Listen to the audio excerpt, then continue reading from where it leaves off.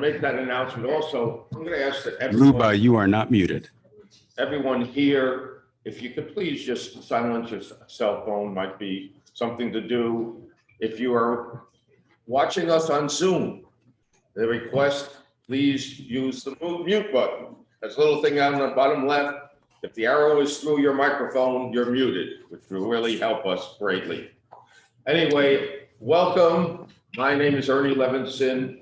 I get the honor of being here with 5 wonderful people who will provide a little bit of background and stories about their connection to Aiken and to the Aiken Synagogue. And without further ado, you don't need to hear from me. I'm going to start with people who've been here, or at least in this area for the longest. Let me start here with Phil Gaeser. Let him introduce himself a little bit, say where he, the background, and then go from there. Do you want me to stand up or sit down? Wherever Phil, whatever feels comfortable. All right. My name is Phil Gaeser. I was born in 1942 in Williston, South Carolina, which is about 20 miles east of here.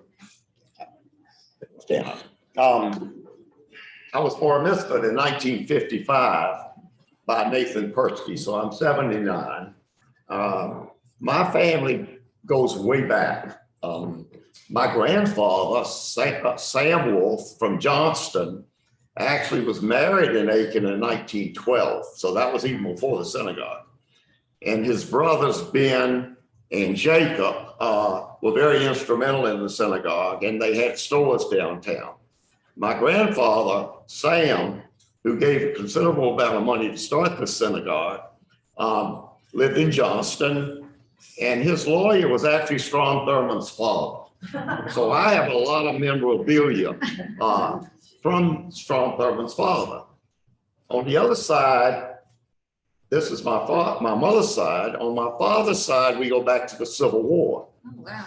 So my great-grandfather was a tailor in Charleston, and he made the Beauregard caps, the gray caps. And so he was in the Charleston militia when they fired on Fort Sumter, when the Union fired on Fort Sumter.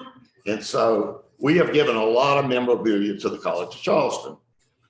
I don't know what I was supposed to say. I grew up in a town with 2 Jewish families.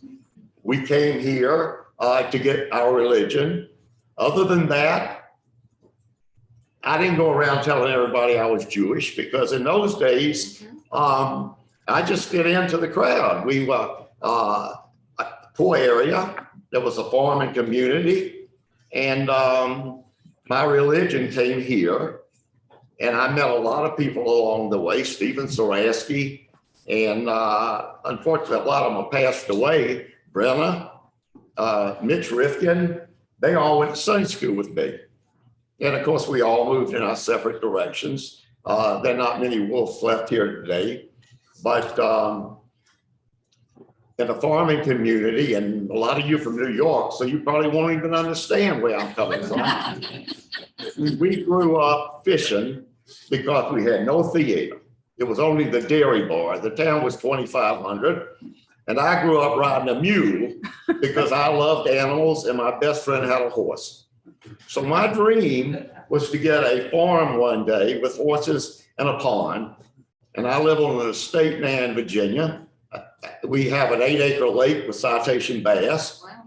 We have over 20 horses, and my manager comes down here to judge. So I'm very big into that. Along the way, I've had sheep, and I've had everything but pigs. So I love animals, and I help support the Goochland Pet Lovers, which is an animal facility that we just built. So after here, I would go to AZA in Augusta. And then, of course, I went on to the University of Georgia to Phi Phi, which is a Jewish fraternity. I married my wife. I met my wife from Philadelphia there, and I've been married 55 years to a redhead. So I'll tell you a little about that. But anyway, it's been a great life. I have 2 children. I have 4 grandchildren, and I'm a very happy person.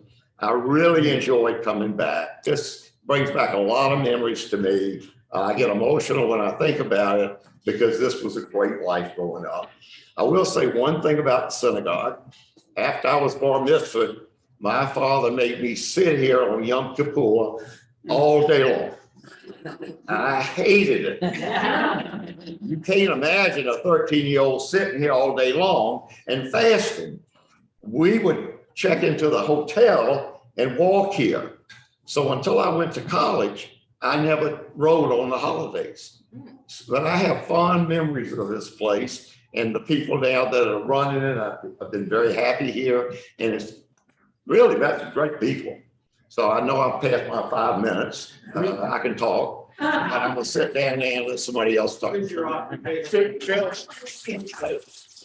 gonna ask people to hold up some questions, but one of the things, where did you live when you were in this area? What town? Williston. Okay, I didn't remember hearing that. Yeah, it's 20 miles east of here. Thanks. What did you do Okay. when you graduated from college? I'm sorry? What did you do when you graduated from college? I majored in finance and I moved to Atlanta and worked for the department store called Rich's, which is now no longer gone. And after 3 years there, we moved up to Virginia, and I was a salesman for an import company. I later bought the company, and that's it. Part of the reason I'm gonna ask to hold up for questions so we can really hear what's happening when people do it. The next person I'm gonna ask is Sandra Ketzenstein. If you would please stand up and then tell a little bit about yourself. I am the great granddaughter of Adath Surasky and the granddaughter of Jake and Helen Ephraim and the daughter of Sam and Minnie Shanker. The Suraskys originally came to Aiken because of their association with H.L. Pourlier family and was said to be the first Jewish family in Aiken in 1886. My grandparents lived in St. Louis, but they followed his mother, Ada, to Aiken when her husband, Morris, died and where her brothers had settled. Ada joined her brothers in Aiken. All her children followed her. My grandparents, Jake and Helen, opened a grocery store on Park Avenue and catered to the winter colony. Their store is now gone, but there's a lovely park where the store was. My parents were from St. Louis also, and they opened a grocery store on the corner of Hampton and Hampton Avenue and York Street. More about the store in a few minutes. I really did not like going to Sunday school or to services. We had the same book when the Jewish people was young every single year. Our class was held downstairs and taught by Mrs. Persky.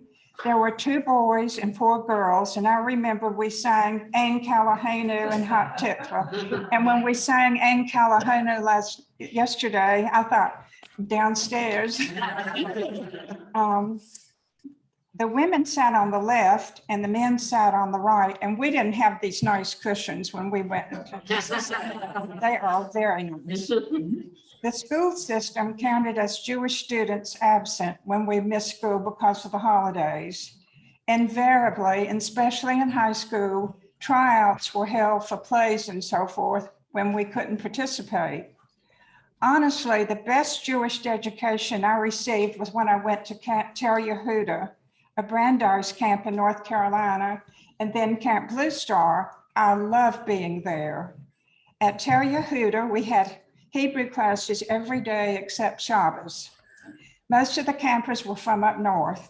I felt that I had been dropped in the middle of another country because of the Yankee accent and all the other girls and boys.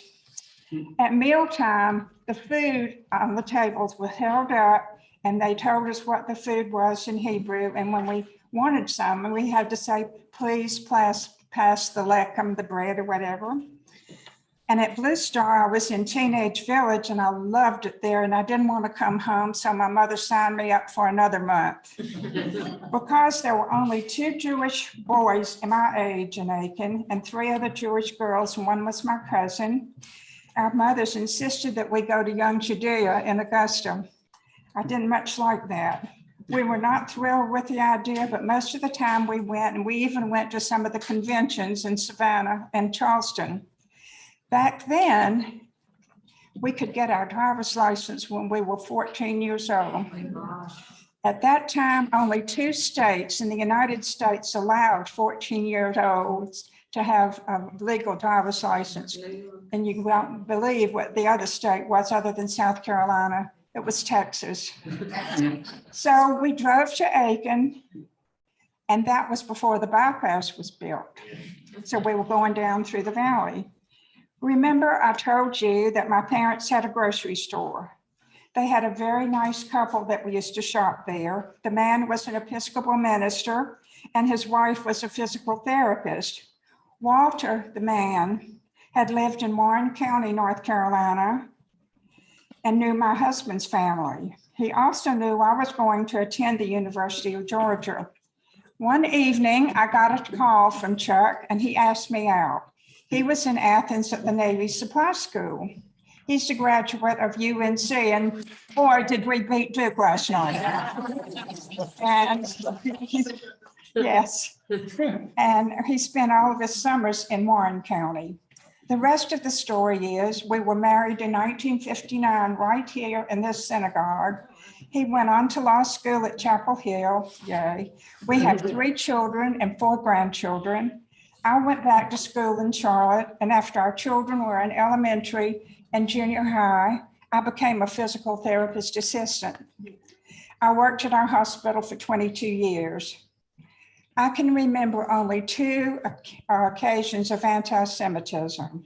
One when I was a young child and was walking home from school at Aiken Elementary, which is now the library.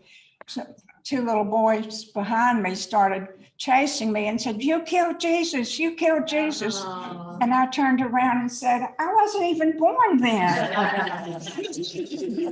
So, and my mother started picking me up after school because she didn't want me to have to encounter that. And when I was a little older, I was passing out samples, you know how the grocery stores do at the Colonial store. And the sample was cottage cheese, and it was a fairly new product here in Aiken. While trying to persuade the customer to try the cottage cheese on the cracker, she turned to me and said, "You act just like a Jew." And I said to her, "Well, that's very interesting because I am one." Before the pandemic, I was traveling back and forth to Aiken at least every month. I still have some lifelong friends and have gotten to know my cousins, Stephen and Peppy. And I'm so fond of both of them and really enjoy being with them. I'm sorry I didn't spend more time with you when I've come, but I was coming to see Palace Malice too. I truly appreciate all the hard work all of you all have done. This Centennial Weekend has brought several families together that we haven't seen in a long, long time. And this we brought together for a happy occasion. And I thank every one of you. It's been wonderful. Thank you so much, Sondra. Next one I'm going to ask, to keep with the historical families. Let me ask Aaron Surasky if he'd talk for a little bit. Okay. And Aaron, they're asking everyone to sit up. Not a problem. I'm 46 and I've been starting to feel a little bit older, but you know, this is making me feel good sitting up here on this panel. I was worried I didn't have enough to say, but then I saw Phil at the end of the table and I knew that he was going to take up as much time as we needed. A couple of things I wanted to say briefly. I was born here in 1975, Stephen and Pepe's son. And there's so many like interesting stories that I think are symbolic about what it's like growing up as a young Jewish child in the South. And one of those stories is if you think about the names of our ancestors and how they've changed over time, I think it's kind of interesting. So our family in Poland had names like Jacob and Menachem Mendel. And then when they came into Aiken and they had my grandfather, they gave him a very Americanized name, which is Harry. And then he had my father, Stephen, which I think is from the New Testament, to talk about assimilation. And then he named me Aaron, and then my kids are Ben, Sarah, and Rachel. And I think it's just sort of that arc that you see so often. I want to spend a minute talking about what this weekend meant to me personally and some of my takeaways to the weekend. You know, you think about the family coming over from Knish in Poland around the turn of the century with nothing but a mule and a cart. And I guess a drive to succeed and have a better life for their children than what they had in Poland. And then they go from that to stores downtown Aiken, send their kids to college. Now you have a generation of lawyers and doctors and professionals. And here we are 100 years later celebrating and families staying at places like the Wilcox, which would have been unheard of 100 years ago. And it's just kind of an amazing evolution, I think, of and representation of what makes this country so special as being by far the best and most open opportunity for Jews in the history of the world, which I think is pretty special. And the other thing, my takeaway is how special it is to be in a small town. So I was one of very few Jews. Me and my brother, we went to Sunday school in Augusta, Georgia, because there was no Sunday school here at the time. There might have been a dozen Jewish kids in Aiken. That was a lot. But I never felt anti-Semitism at all. I was extremely proud to be Jewish.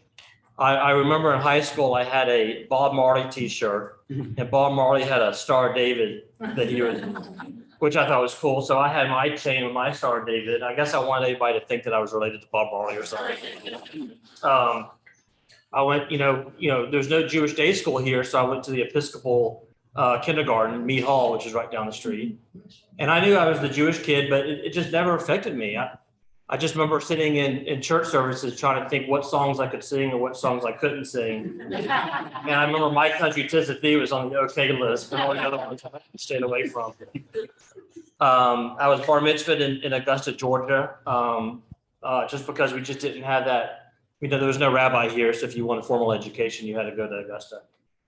But look, I could talk a lot, and I'm sure we'll do some Q&A later on, but just want to thank everybody for coming in today and giving me an opportunity to share some stories. Thank you. Thanks so much. I was gonna, next on the list, I don't know if people caught I was trying to find it in terms of, people, how long you've been in Aiken. I wasn't gonna get between Sondra and Phil to figure out what age was different, but that's okay. I'm glad Phil was closest to me. Next, I'm gonna ask for Linda Levinson Taylor, if she could say a few words, please. Thank you. I never want to follow a Surasky. So, to follow all of you is such an honor because I arrived here in 1985 and I have more of a story of a love letter to Aiken and to the Aiken Jewish community. I came here from Southern California where I was in the entertainment industry. I came here married. I came in March, today is 37 years, and I had a baby in December. Shortly thereafter, my husband decided Aiken wasn't for him. So my daughter and I stayed where we bloomed where we were planted. So every one of the people that's involved in the Aiken Synagogue has somehow had an impact on my daughter's life. And the 4 people that were particularly honoring today, I wanted to bring up because how each of them helped my family. I was going to end with the Suraskys, but I decided to start with the Suraskys because Pepe was the first person to befriend me. I came to services and there were only 8 people on a Friday night. So I called home, I said, Ma, I made a terrible mistake. I'm from the Bronx by way of Los Angeles and okay, so I became membership coordinator and I've been answering those phone calls for 35 years. In the meantime, I wanted to let you know that the Suraskys have been the best referral system in the world until last year. And Pepe and Stephen have always told me, this is the best plumber to use. They were right. This is the best doctor to use. Pepe and I had our children at the same OBGYN. So every single referral has come through Pepe and Stephen until they sent me this tree guy. And to be fair, I don't even want to talk about what he did to my trees, but he had to have a root canal that day. So I called Peppy and I said, I'm not taking any more referrals from you. In 35 years, you made one mistake. And it really was just a root canal. So I wore this blouse because this is one of Peppy's blouses. To honor the Suraskys. And Erin informed me that he's wearing her underwear. So thank you to the Suraskys. And in return, I have referred 100 potential clients to Stephen over the years. So, okay, and then Irene Rudnick. Irene Rudnick taught Sunday school, and I had my child in Sunday school here, as well as going over to Augusta to get ready for her bar mitzvah, her bat mitzvah. She was bat mitzvahed right here, and she was educated by all the smart people in Aiken. Ernie drove her to and from Augusta. Ernie Levinson, no relation. And Irene Rudnick would have the young people, like I had the teenagers. So at that time, well, you were already gone. Aaron's was 10 years old when we got here. So Irene would have us go out and say, clean up the cemetery. So we would prune the crepe myrtles, we would fertilize everything. And she said, and remember to take the nozzle, because if not, the Christians will use our water. So she told us where she kept the nozzle and put it back, she said. She was very frugal, as you may have known.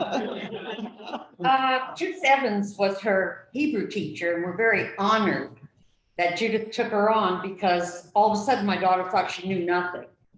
In the meantime, I was allowing her to go to every church in Aiken, because I said, you have got to make a decision. Your father was Christian, I'm Jewish, he's gone, but you can still be Christian. I said, it's not easy being Jewish in Aiken. I had experienced some anti-Semitism, which doesn't even matter. So anyway, Jenny went to all the churches, and every time she came home, she would say, when can we be Jewish again? Doris Baumgarten would take her to her after-school activities sometimes and wait the hour in the parking lot. Doris Baumgarten bought her first Girl Scout cookies from her when we showed up at the door, and Jenny was a brownie. So my daughter couldn't be here today because she's gotten so successful. She doesn't need us anymore. But truly, she would not be the person she is today if it was not for this synagogue. And every person in this room has added something to her life. Maybe not the people from out of town, but all of your descendants. And I want to tell you, she'll be the first to tell you, I am a child raised by a community. It was meant to be, because I got here in March and I had the baby in December. So that was 9 months. I didn't know anyone. I'd never been to the South. And because of the Aiken Synagogue, I just want to say, there were some tough times. She never came home from Sunday school with Judith without crying. I never knew that until a year ago. She said, every Sunday I cry. I said, why didn't you tell me then? We would have changed things. Oh, she said, Mom, she asked me to change my Hebrew name. She didn't like it. I said, what do you mean? She said, well, I told her it's after my grandma Jean and my grandma Molly. My name is Hinda Malta. Judith said, scrap it. She said, you should be named after a flower. So nonetheless, thank you, Aiken, for allowing us to enjoy 37 years so far, and hope that this is obviously where I'm going to end up, because I could live anywhere in the world. I'm free, I'm single, and I choose Aiken. Thank you. Last but not least, I'm going to ask Alan Brooks if he'd give a few words, please. My name is Alan Brooks. I was born in Philadelphia, Pennsylvania in 1933. My wife and I decided that we wanted to move down to south because our children had left the home to proceed in their separations. And we took a number of visits to various places in South Carolina. And it was very amazing that we were able to find the synagogue here in Aiken, South Carolina.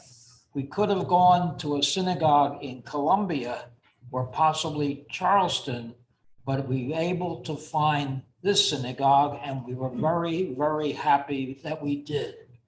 When we got here, my wife and I became very involved in the synagogue, particularly because my wife was an excellent cook and she made delicious Seder meals here. I remember a lot of Seders that we had here, and she did all the cooking. And believe it or not, my grandmother, who was over 90, also helped make the matzo balls for the Seders. We got very involved in working for the synagogue. I was in charge even of making that lift that you see out there, and worked with Michael Ellis, doing a lot of work here in the synagogue. So, well, I don't know what else you would like to know. You can ask me any questions if you do, but I'm very happy to be here in Aiken. Thank you. I'm gonna add a little bit, let Alan sit down, and he was being very modest when he talked about what Ginny did. It was his wife, Ginny. We had those Seder meals downstairs in our social hall. And luckily, the fire marshals were not around, because I guarantee you, we exceeded the limit. If those people who don't know the area, there is a back door out of that kitchen area. However, it generally was so full of stuff that there was no double exit out of there. And we closed our eyes and pretended, and we were hoping that we got through. The other thing I'll talk about Alan, prior to his arrival, I think I was the treasurer. And not one of the most exciting jobs, nor one that people would like. And Alan was lovely enough to take it over from me, which I was very grateful for. And he did it for many, many years in a wonderful way. In addition, he was very instrumental whenever we'd have our High Holy Day appeal, where we were doing it for all the charities, both here in Aiken and the Jewish community. He was instrumental in leading that. Yeah. So he was most modest and didn't mention all those nice things. I felt it was appropriate for me to do so. Right now, I'd like to open it up to any questions, people. And if you'd just stand, please announce who you are and then ask a question. Yes, sir. I don't have a question exactly. I have a bit of historical background that I never hear about. My name is Alan Serby. I'm married to Surasky. I've been married to her for 61 years.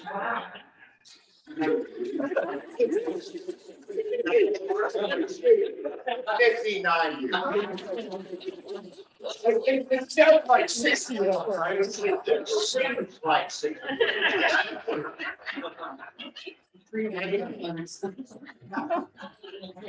I lived in Richland, South Carolina, which is kind of down the road a piece, as they used to say, down 278. So we would come over sometimes to Aiken because of what was referred to then as a bomb plant that was constructed at the river. Ironically, I became the attorney for the Southern Company and negotiated contracts for the construction and maintenance of Plant Vogel later on. Another tie, so to speak. But I was involved in the privatization of the electric industry in Poland, even before the Russians left. Poland really wanted the Russians to go, and I think current history proves the truth of the need. All I have to say is one night I was working with the Polish electric regulatory people, who, by the way, were in a room that had one light bulb. And this was in the room that they regulated all the electricity. In any event, I said, what is that over there? He said, that's a map of our electric grid. So I walked over and looked at it. And I know about Kenosha and all that, but they pointed to me another spot. And that spot was called, interestingly, Surasky. They had marked on the chart of the grid system. I really don't know what the significance of it was, other than it was something that was marked important on the electrical grid of Poland. That's all I have to. Again, your name was Alan Serby. Zerby. Okay, thank you. Also, if someone has some thoughts they wanted to share about their either Aiken experience or Aiken life, by all means, feel free to say so. That was not, yes, you had to respond to the what's here in the panel. Ernie, I have something that Steve Silver said I could read. Yes. It's under 3 minutes. So Okay, Nelson Danish gets a, and then if you did not recognize, Nelson was the voice behind the video. This is undated, but you can tell from what I read, and if I get emotional, sorry. Playlet by Young Judea. A most delightful entertainment was given Sunday evening by the Young Judea, a branch of the Aiken District Zionists. The Playlet, a one-act affair, was given by the children of the Young Judea. The title of the play was Pictures of the Past, and was cleverly played by the following: Dora Surasky, Sadie Polyakov, Florence Surasky, Isadora Polaire, Florence Panitz, Ralph Surasky, Belle Polyakov, Benny Surasky, Isadora Surasky, Max Rubenstein, Ida Rubenstein, Ida Surasky, Dora Edna Surasky. The following also took part in recitation, song, and piano solo: Miss Minnie Surasky, Maya Harris, Mrs. Mildred and Dorothy Surasky. One of the outstanding features of the evening's program was a clever talk given by Mr. Samuel Kaplan of New York from the Zionist headquarters. He spoke of the accomplishments of the Zionists who 20 years ago started out with an idea that the Jews should own their own homeland, and the present day realization of a dreamed of fact. The Jews are about to come into their own and be a recognized nation, as are other nations, and oppression to cease forever. The only thing now awaited is the declaration of the mandate giving Jerusalem to the Jews under the protectorate of England. This, he says, will come almost any day and can be hourly expected. The entertainment was presided over by Mr. M.S. Polaire, he making a few opening remarks relative to the accomplishments of our Zionist district. Prizes were awarded to the ones whom a committee of 3 decided took the best part in the playlet. The following were awarded the prizes: Master Ralph Surasky first, Sadie Polyakov second, Miss Dora Edna Surasky won 3rd prize. A handsome sum was collected by Flag Day Collection. Proceeds go toward buying land in Palestine. The entertainment was closed by the singing of the Star Spangled Banner.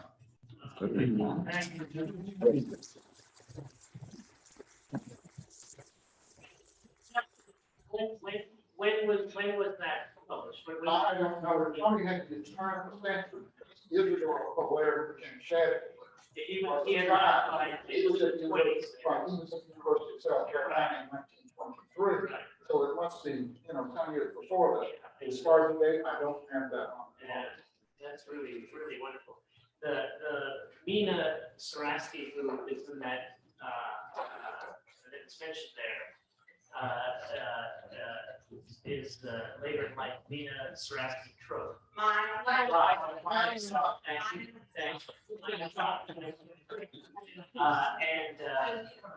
She became a quite accomplished artist whose works are in a lot of museums, including the Aiken County Historical Museum, and there's a piece of her artwork that was in the exhibit that people have visited.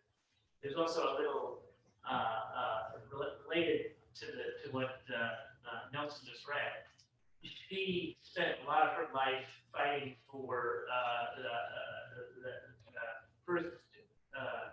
for a Jewish homeland, and at least in the little bit that I read about her biography, she additionally tried to lobby during the war for an act of Congress that would have allowed more Jews out of Europe to come to America. And that law was not passed, and the consequences we all know. And afterwards, she became a real leader in the fight for a Jewish homeland. And I can almost see some of the origins of that story in the playlet and in the piece that Nelson just read. They say that she ran a restaurant in New York City. She fundraises, right? She ran guns to Haganah before Wayne Cowan was just, she would have fundraisers for the partisans. She was very good friends with. Oh, my dear. Right. Yeah, we have a picture of her with home. Don't tell anyone. Honestly, I think that picture, I'm looking for Della, because as we were talking about somewhere in the there is an application that's being prepared to, for this synagogue to be put on the National Historic Register. And part of the application process is to identify members of this community who are significant in their own right. And we've talked some about Isidore Shad-Olaire and the role he played nationally in the fight for civil rights. And Mina Trop, whose story I know, but if we can expand and elevate her in that application, I think that might. Yeah, we have some of that information, including a really beautiful signed by The first prime minister. President and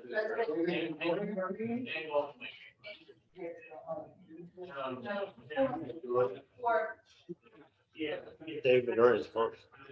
It's in, you're not gonna recognize the name, but Golda was there, her husband was there, and we do have photographs, at least two, of her with Golda at fundraisers.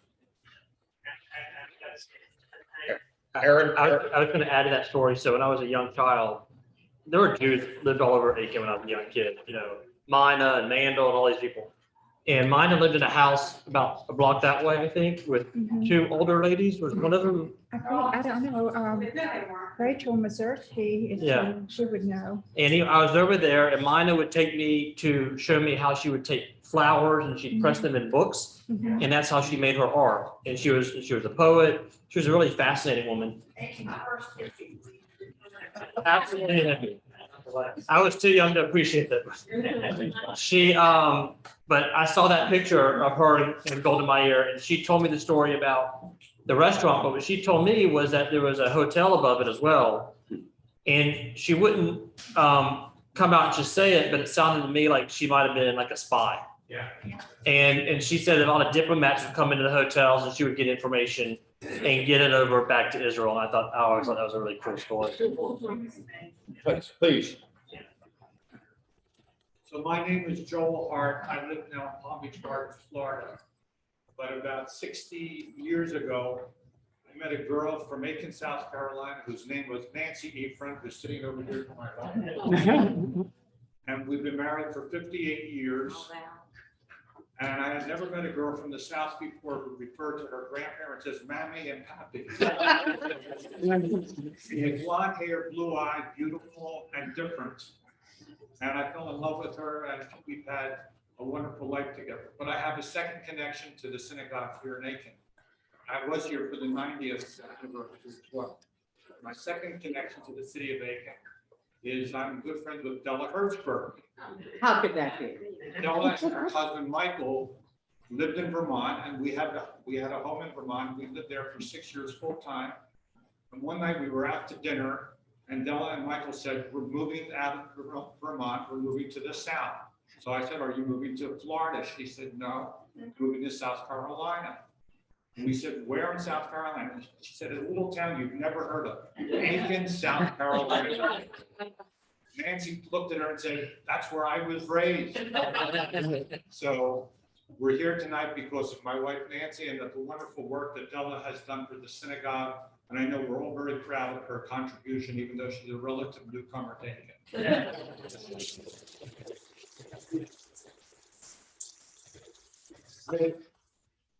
That's interesting. He said, Mitch, it depends on how old you are, how young you are. I grew up being Mitchell. And then when I went to college, it became Mitch. And I think that rhymed with something. I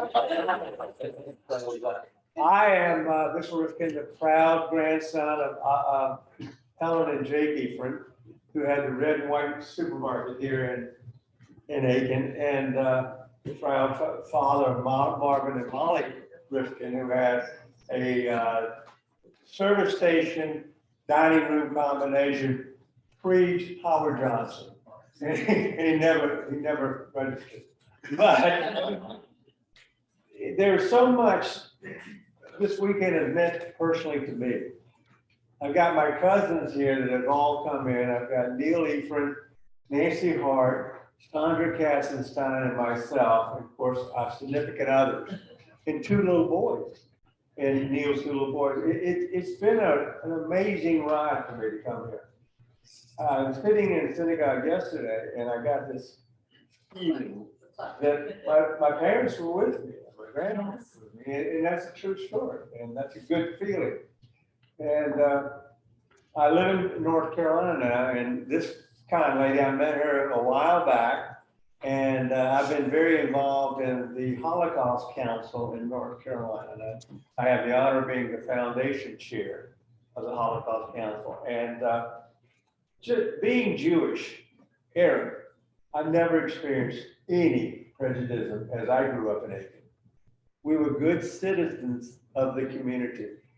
All of my grandfather and his brothers and sisters, of which were 7, came to Aiken because Ida was here, his mom, and they had 7 retail operations. They stayed and raised their families here. That's amazing. An immigrant, Ellis Island to St. Louis, to Aiken, South Carolina. So thank you so much for all that y'all have done this weekend, because it's really very much appreciated. Thank you.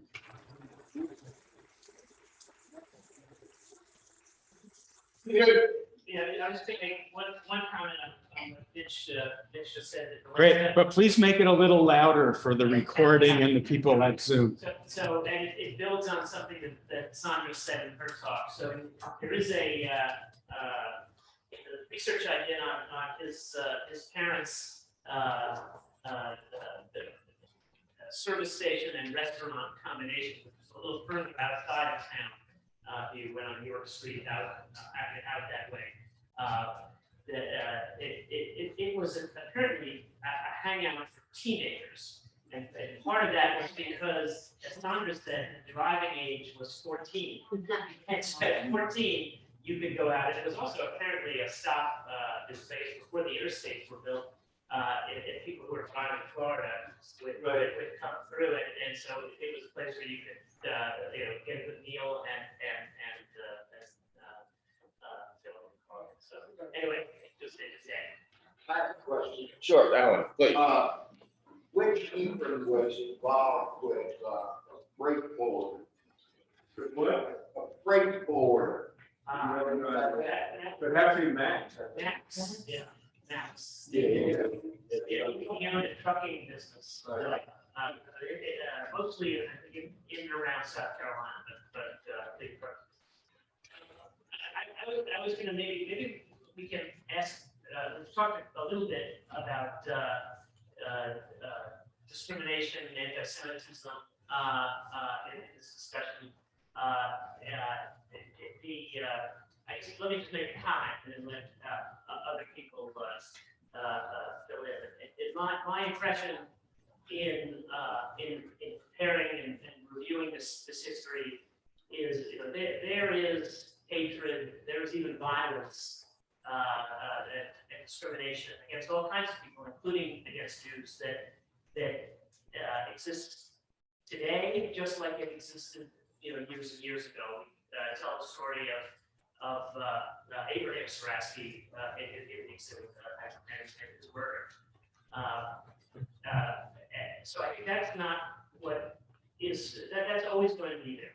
But one of the things that I do think is special about this town is that those things were not institutionalized, and that in fact the Jewish people in this town were embraced to be a part. They sought to be a part of the community, and they were accepted as part of the community.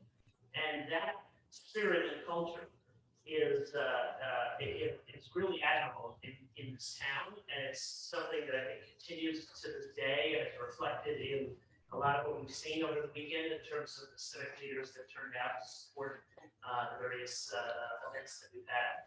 And it's certainly something that I want to promote as part of the as part of this activity to continue to be nurtured in this town for everybody. So just make that comment, and if any others have. I have something that I wanted to share with you. So being accepted as Jewish, this is a funny story. My girlfriends, we had about 12 girlfriends that we always get together in the fall of the year from high school. And one year we were down at Edisto Beach and a storm came up, a bad storm, and some of the girls wanted to leave.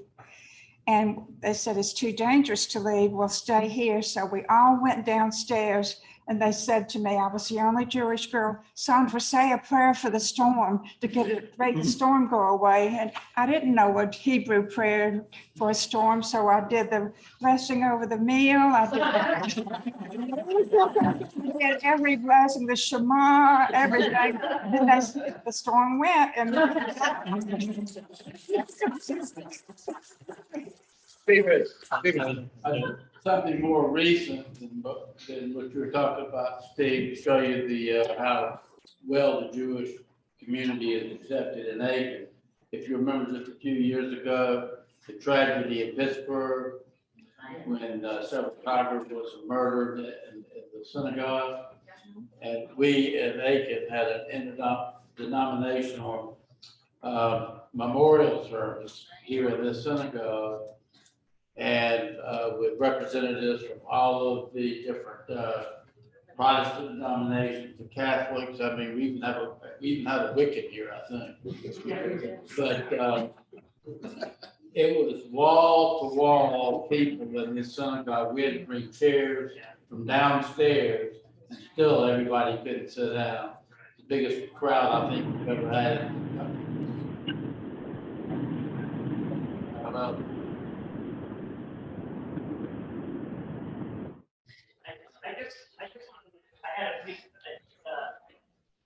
Yeah, sorry, Phil, I don't want to put you on the spot, but just as a, I don't know, say a counterpoint to that or whatever, we were talking a little bit yesterday about the challenges of living in a small agricultural community like Williston, and the pressure that in a lot of cases was put on Jewish families in those towns to be able to fit in and in spite of the actions of those towns.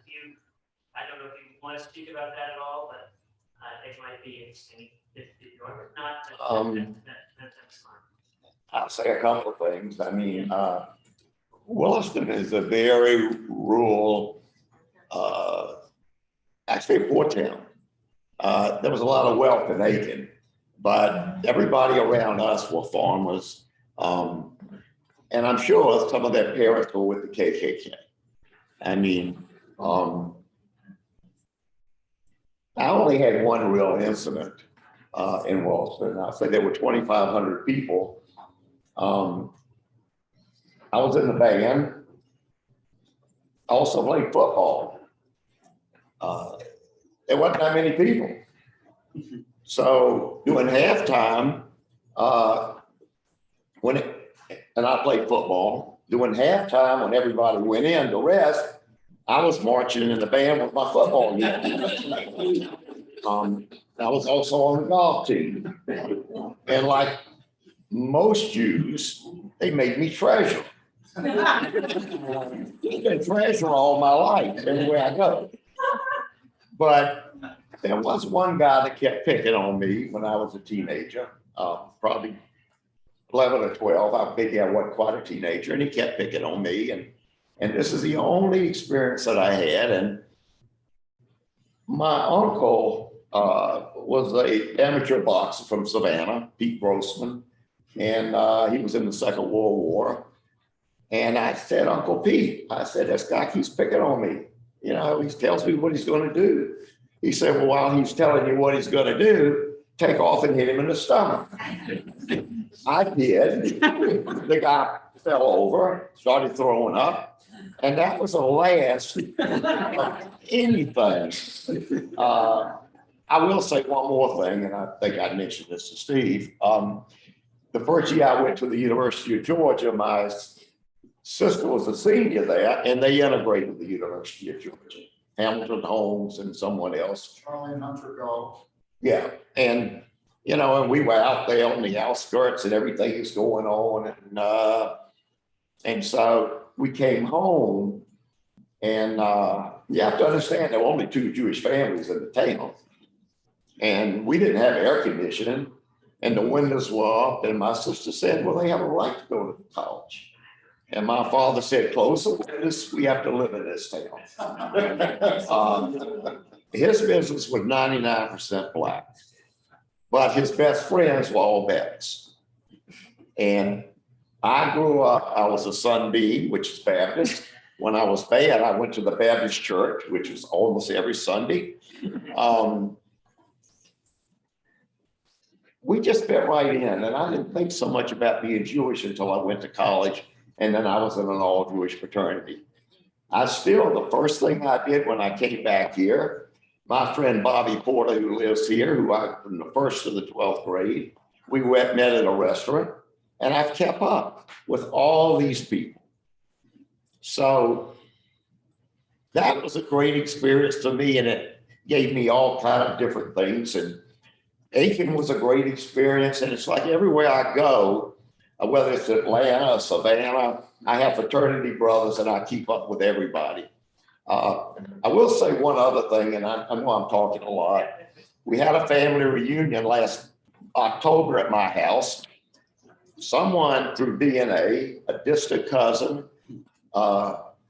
notified my brother who did DNA.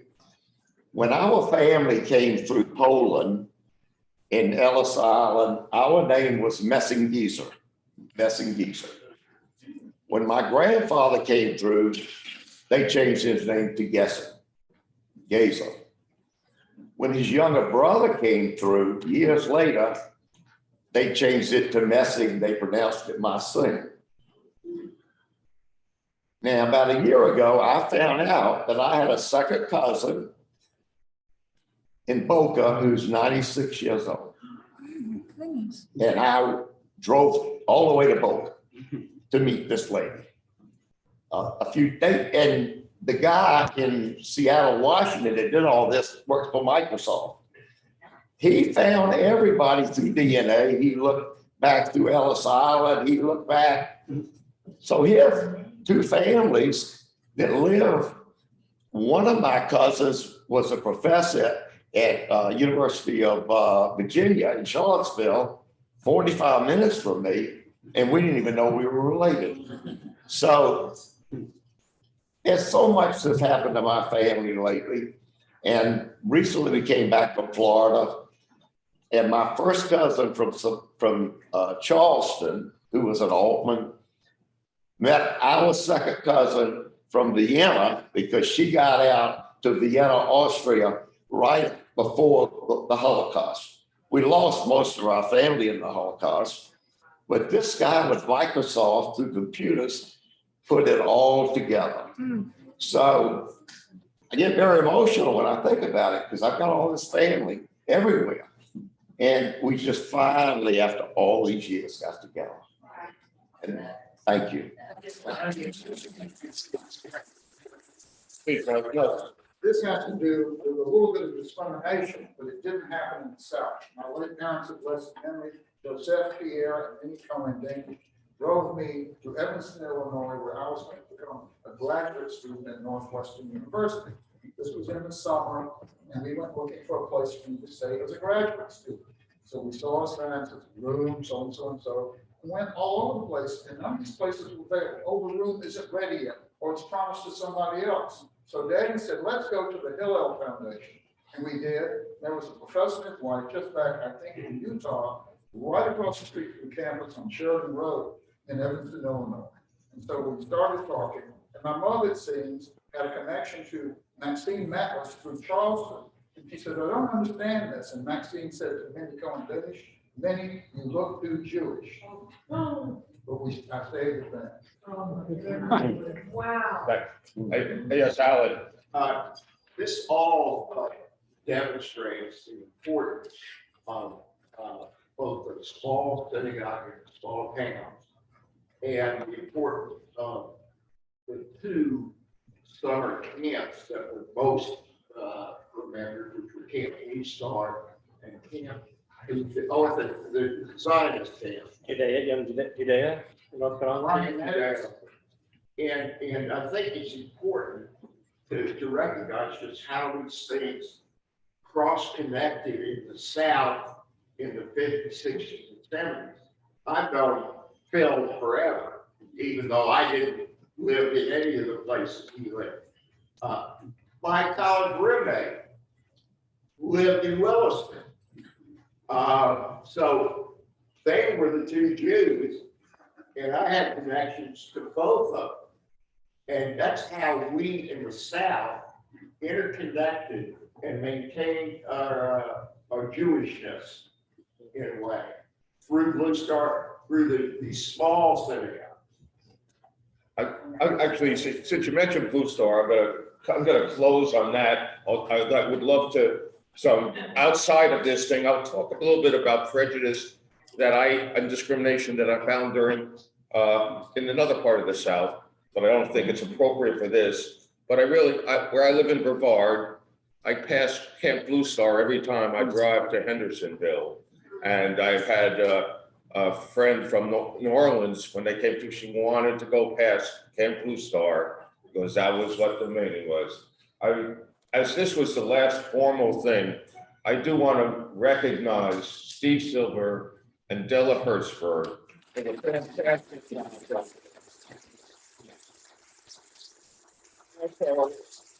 I want to thank all of the people who are here and thank your relatives for this beautiful place that was a home for me and my children for 25 plus years. And when my kids say it's our synagogue, they're thankful and we thank you. So, and thank you very much for being here and for everything.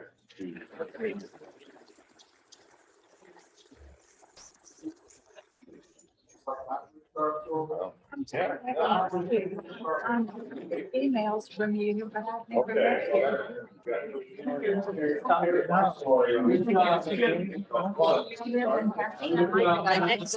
Okay.